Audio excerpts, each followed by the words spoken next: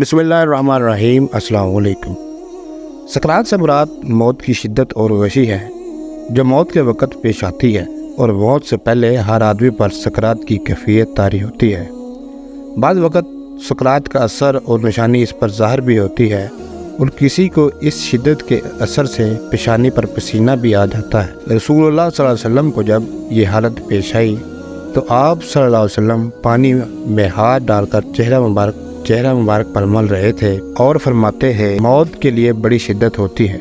नज़ा इस तकलीफ़ का नाम है जो सिर्फ रूह पर उतरती है और तमाम अज़ा को घेर लेती है। हत्ता के बदन में रूह के जितने अज्जा हैं, इन सब को दर्द महसूस होता है। अगर किसी शख्स को कांटा चुभ जाए तो इससे पहुंचने वाला दर्द रूह के सिर्फ इस जुज़ को पहुंचता है जो इस अज़ू से मिला हुआ है जिसमें कांटा चुभता है, और इसके मुकाबले में जलने का असर ज़्यादा होता है, क्योंकि आग के अज्जा बदन के तमाम अज्जा सरायत कर जाते हैं, जिसकी वजह से जलने वाले अज़ू का कोई ज़ाहरी और बातिनी जुज़ आग से महफूज नहीं रहता।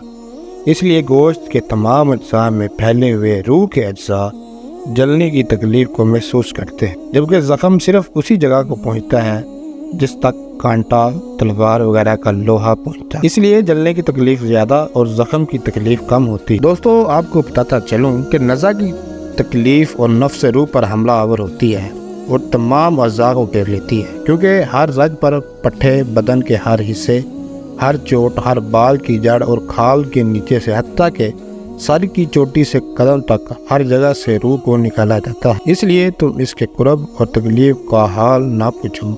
हत्ता के बुज़ुर्गों ने फरमाया, मौत तलवार की मार, आरे के चीरने और कैंची की काट से ज़्यादा सख्त है, क्योंकि बदन को तलवार से काटा जाए तो सिर्फ इसलिए तकलीफ़ होती है कि बदन का रूह से ताल्लुक़ होता है। तो जब सिर्फ रूह ही को सदमा पहुँचे तो किस कदर तकलीफ़ होगी। नेज़ जब किसी शख्स को मारा जाता है तो वह मदद भी मांग सकता है और चीख भी सकता है, क्योंकि इसके दिल और ज़बान में ताकत मौजूद होती है।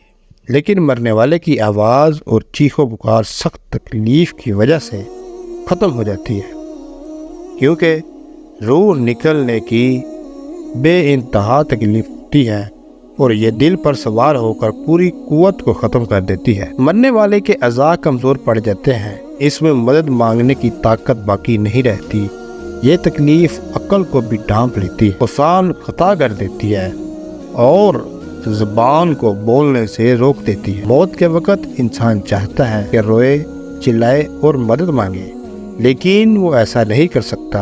अगर कुछ कुव्वत बाकी रहती भी है तो रूह निकलने के वक़्त इसके हलक और सीने से गर्र की आवाज़ सुनाई देती है और इसका रंग बदल कर मिटियाला हो जाता है।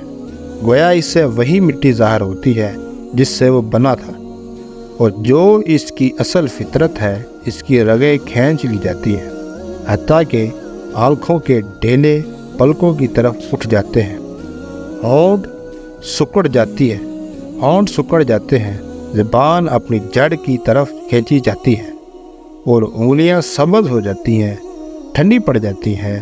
तो ऐसे बदन का हाल न पूछो जिसकी हर रग खींच ली गई हो। ज़रा गौर करो कि एक रग खींची जाने से सख्त तकलीफ़ होती है, तो इस वक्त क्या हाल होगा जब दर्द में मुब्तला रूह को भी खींच लिया जाए, और किसी एक रग से नहीं बल्कि तमाम रगों से इसे खींचा जाता है। फिर एक एक करके हर अज़ू में मौत वाक़या होती है। पहले इसके कदम ठंडे पड़ जाते हैं, फिर पिंडलियाँ और फिर रानें ठंडी पड़ जाती हैं। हर अज़ू में नई सख्ती और शिद्दत पैदा होती है, हत्ता के गले तक नौबत पहुँचती है। इस वक़्त इसकी ज़ाहरी दुनिया और दुनिया वालों से फिर जाती है। इस पर तौबा का दरवाज़ा बंद हो जाता है और इसे हसरत और नदामत घेर लेती है। मौत के वक़्त मुसलमान को जो तकलीफ़ होती है, इस पर अल्लाह रब्बुल इज़्ज़त की जानब से नेकियां अता की जाती हैं, जैसा कि सुनन इब्न माजा में रवायत उम्मुल मोमिनीन हज़रत आयशा रज़ियल्लाहु तआला अन्हा से मरवी है कि रसूलुल्लाह सल्लल्लाहु अलैहि वसल्लम इनके पास तशरीफ़ लाए, इस हाल में कि इनके पास इनका कोई करीबी रिश्तेदार और मौत की सख्ती में मुब्तला था। रसूल अकरम सल्लल्लाहु अलैहि वसल्लम ने मुशाहदा फरमाकर حضرت عائشہ رضی اللہ تعالیٰ عنہ سے فرمایا اپنے رشتہ دار پر غمگین نہ ہو، اس لیے کہ یہ اس کی نیکیاں ہیں۔ اس حدیث سے معلوم ہوتا ہے کہ موت کے وقت ہونے والی سختی مرنے والے کی بدعمالیوں کا ہرگز نتیجہ نہیں ہوتی۔ مسلمان کے حق میں اس پر اجر و ثواب اور گناہوں کی معافی کی ہی امید رکھنی چاہیے۔ جب حضرت سیدنا جابر بن زید رضی اللہ تعالیٰ عنہ کی وفات کا وقت ہوا تو ان سے پوچھا گیا آپ رضی اللہ تعالیٰ عنہ کو کس چیز کی خواہش ہے؟ ارشاد فرمایا حضرت سیدنا امام حسن رضی اللہ تعالیٰ عنہ کو دیکھنا چاہتا ہوں۔ حضرت سیدنا حسن رضی اللہ تعالیٰ عنہ نے فرمایا ہے جابر، رسول اللہ صلی اللہ علیہ وسلم کا فرمان ہے کہ مومن اللہ کی طرف سے کسی بلائی پر ہوتا ہے، اگر وہ توبہ کرتا ہے تو اللہ اسے قبول فرماتا ہے، اگر کوئی عذر پیش کرتا ہے تو اس کا عذر قبول فرماتا ہے، اور اس کی علامت یہ ہے کہ وہ مومن روح نکلنے سے پہلے اپنے دل میں ٹھنڈک محسوس کرتا ہے۔ یہ سن کر حضرت سیدنا جابر رضی اللہ تعالیٰ عنہ نے کہا اللہ اکبر، بے شک میں اپنے دل میں ٹھنڈک محسوس کر رہا ہوں۔ پھر دعا کی اے اللہ، بے شک میں تیرے ثواب کی خواہش رکھتا ہوں، لہٰذا تو میرے گمان کو سچ کر دے اور میرے خوف اور گھبراہٹ کو دور فرما دے۔ پھر آپ رضی اللہ تعالیٰ عنہ نے کلمہ شہادت پڑھا اور انتقال فرما گئے۔ انسان کی زندگی میں روح کو 3 موقعوں پر تکلیف پہنچتی ہے۔ انسان کی روح چیخیں مار مار کے روتی ہے۔ کیا آپ جانتے ہیں کہ موت کے وقت سب سے زیادہ تکلیف جسم کے کس حصے کو ہوتی ہے؟ امیر المومنین حضرت علی رضی اللہ تعالیٰ عنہ سے جب یہی سوال پوچھا گیا تو حضرت علی رضی اللہ تعالیٰ عنہ نے فرمایا موت آرے کے چیرنے اور کینچی کے کاٹنے سے زیادہ سخت۔ آرے کے ذریعے چیرنے والا انسان گویا کو یا کینچی کے ذریعے کاٹنے والے انسان کو اتنی تکلیف نہیں ہوتی جتنی تکلیف موت کی دبوچ میں آنے والے انسان کو ہوتی ہے۔ انسان کی زندگی میں روح کی جتنی تکلیف موت کی دبوچ میں آنے والے انسان کو ہوتی ہے۔ انسان کی زندگی میں روح کو 3 موقعوں پر صدمہ پہنچتا ہے۔ انسان کی روح چیخیں مار مار کے روتی ہے۔ وہ 3 موقع کون کون سے ہیں؟ آئیے جانتے ہیں۔ نمبر 1، یہ جاننے کے باوجود بھی کہ یہ گناہ کبیرہ ہے، یہ گناہ عظیم ہے، اللہ تعالیٰ یہ گناہ کرنے والے انسان پر غضبناک ہوتا ہے۔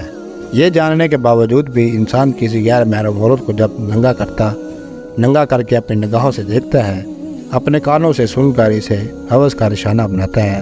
یہ وہ لمحہ ہوتا ہے جب انسان کی روح رو رہی ہوتی ہے، جب انسان کی روح کو صدمہ پہنچ رہا ہوتا ہے، ٹھیس پہنچ رہی ہوتی ہے، جب آسمان کے نوری فرشتے اس زانی پر لعنت کر رہے ہوتے ہیں۔ حالانکہ اللہ تعالیٰ کے نوری فرشتے اللہ تعالیٰ کے حکم کے بغیر پر بھی نہیں مار سکتے اور لعنت کرتے ہیں، یہ بھی اللہ تعالیٰ کے حکم پر ہی لعنت کرتے ہیں۔ فرمایا جاتا ہے یہ بھی اللہ تعالیٰ کے حکم پر ہی لعنت فرماتے ہیں۔ دوسرا موقع جب انسان والدین کو اتنا دکھ دیتا ہے، تکلیف دیتا ہے کہ والدین اس انسان کے حق میں بددعائیں کرنا شروع کر دیتے ہیں، اور یہ بدبخت انسان اپنی آنکھوں کے سامنے والدین سے بددعائیں لیتا ہے۔ جب والدین بددعائیں دے رہے ہوتے ہیں، یہ بدبخت انسان والدین کو دیکھ بھی رہا ہوتا ہے، ان کے منہ سے نکلی ہوئی بددعائیں اپنے کانوں سے سن بھی رہا ہوتا ہے۔ یہ وہ لمحہ ہوتا ہے جب انسان کی روح رو رہی ہوتی ہے۔ تیسرا موقع جب موت کا فرشتہ حضرت اسرائیل علیہ السلام انسان کی روح کو جسم سے الگ کرتے ہیں، انسان کی روح جسم سے کھینچ کر باہر نکالتے ہیں۔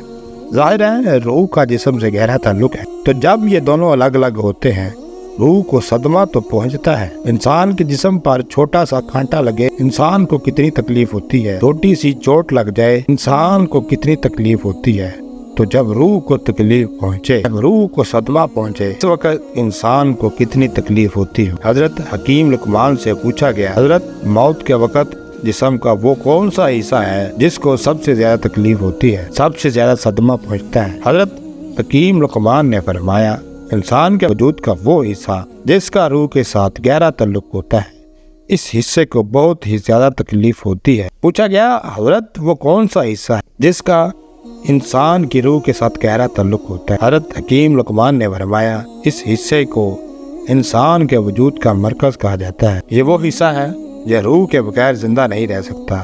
جیسے ہی روح جسم کو الوداع کہتی ہے، دل بھی کام کرنا چھوڑ دیتا ہے، اور جب یہ دونوں ایک دوسرے سے الگ الگ ہو رہے ہوتے ہیں، دونوں تکلیف میں ہوتے ہیں، دونوں کا درد انسان کا وجود برداشت نہیں کر پاتا، مرتے وقت آنکھوں کے درد کو بھی انسان محسوس کرتا ہے، بالوں کے درد کو بھی انسان محسوس کرتا ہے، حالانکہ یہ وہ حصے ہیں جن کے کاٹنے سے انسان کو تکلیف نہیں ہوتی، لیکن موت کے وقت ان کی تکلیف انسان کو محسوس کرے گی۔ فرمایا موت کے وقت سب سے زیادہ تکلیف دل کو ہوگی، دل کو صدمہ پہنچے گا۔ فرمایا اس دل کو پاک لو، فرمایا اس دل کو پاک کر لو، اس دل کو پتھر نہ بناؤ، اس دل کو نرم کرو۔ آپ صلی اللہ علیہ وسلم نے سے پوچھا گیا کہ اگر دل پتھر بن جائے تو ان پتھر دلوں کو نرم کرنے کا کوئی نسخہ بتا دو۔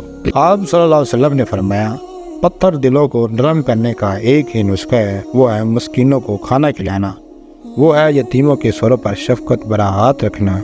مسکینوں کو کھانا کھلاؤ، تمہارے دلوں کو نرم اللہ تعالیٰ کر دے گا۔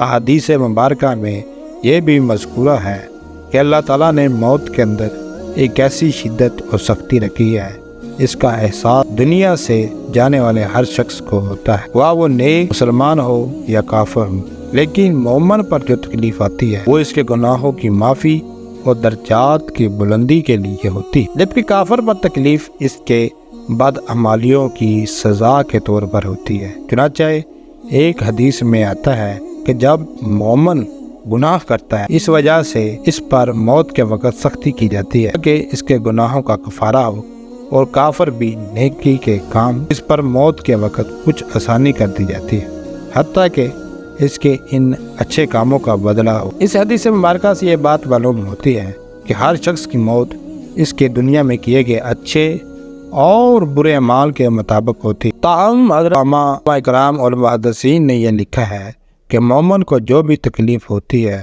وہ تکلیف اس کے گناہوں کے بخشش کے لیے ہو یا اس کے درجات کی بلندی کے لیے، وہ حالت نزا عین روح نکلنے کے وقت سے پہلے اور جب اس کی روح نکل رہی ہوتی ہے تو اس وقت اللہ تعالیٰ اس کی تمام تکلیف کو دور فرما کر سہولت اور آسانی سے روح قبض کر لیتے ہیں اور آنے والے مراحل بھی آسان فرما دیتے ہیں۔ ایک مرتبہ حضرت علی رضی اللہ تعالیٰ عنہ نماز جمعہ کی تیاری فرما رہے تھے، خطبہ شروع ہوا تو آپ رضی اللہ تعالیٰ عنہ روح کے بارے میں اہم ارشادات فرمانے لگے۔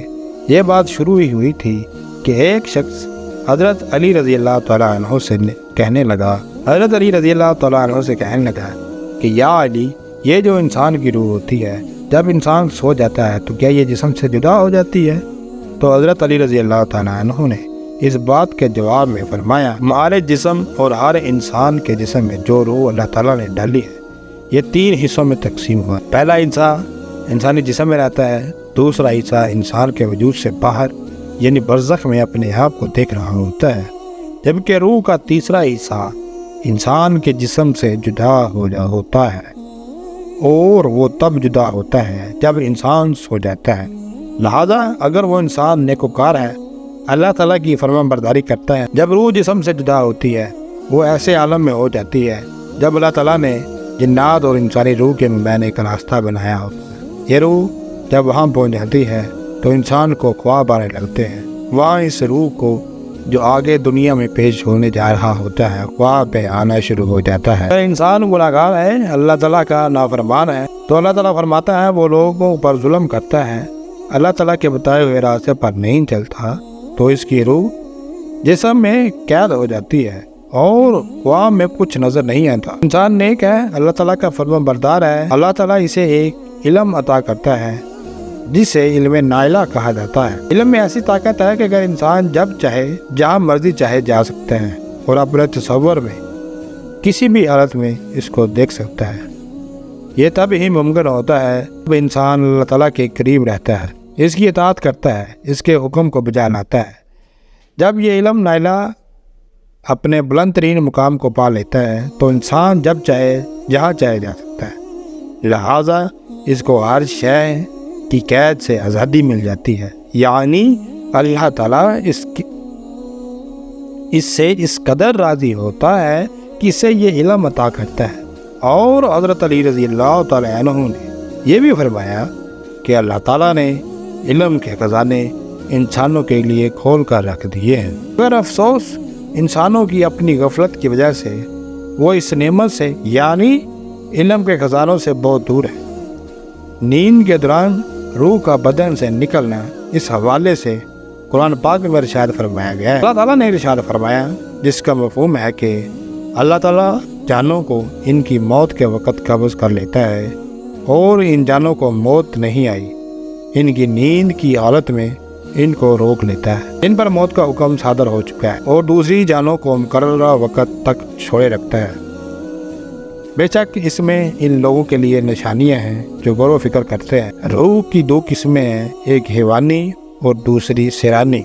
हैवानी वो है जो नींद की हालत में भी मौजूद रहती है, इसलिए इंसान जिंदा रहता है। अगर ये चली जाए तो इंसान मर जाता है, जिस्म से फ़कत राह। नाज़रीन, कमेंट बॉक्स में अल्लाह ताला के 99 नामों में से एक नाम ज़रूर टाइप कीजिएगा।